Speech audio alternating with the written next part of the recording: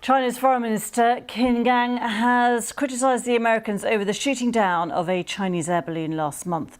Speaking on the sidelines of the National People's Congress, he said the Americans knew it posed no threat, and yet it overacted and dramatised the incident, causing a diplomatic crisis which could have been averted. Washington's claimed the balloon was part of a sprawling Chinese intelligence collection programme.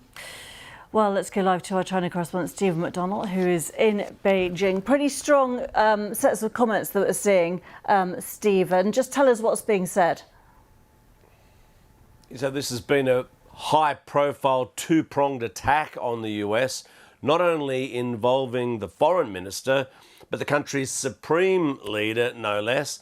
So Xi Jinping said that the West, as led by the US, was encircling and constraining China, and that this represented a severe challenge for this country.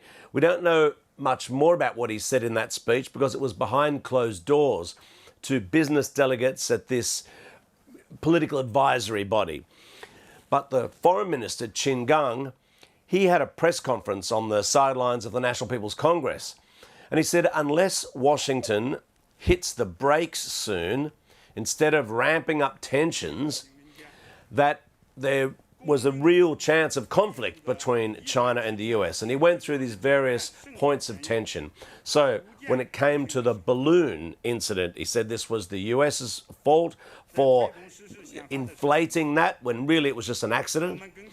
He said that the Biden administration, when it spoke about competition with China, really meant trying to suppress and control China.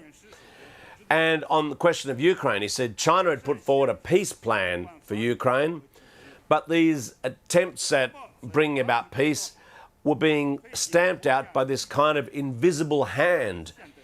It didn't mention the US, but that's who it seemed to be referring to, an invisible hand which wanted the conflict to continue in Ukraine. So that's, accusing the US directly of wanting the war to keep going for its own geopolitical needs. A very serious allegation indeed. What is the context of these comments, and how alarming are these comments, to people not only in the region but around the world? Because we have seen escalating tensions, but to see direct, statements like this, we don't get that every day. No, I mean, everyone who has been watching China-US relations has seen them going downhill in recent times. I mean, and it got really bad sort of at the time of this alleged spy balloon. Remember, that was supposed to be a time when the US Secretary of State visited Beijing to sort of try and repair relations, to build bridges again or something like that. That trip was called off because of that balloon incident.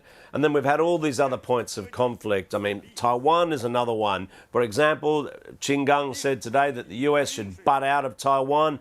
This is an internal matter for the government here, and that even though it wants peace, it reserves the right to take other measures to reunify that island with the Chinese mainland. Stephen McDonald, thank you very much indeed.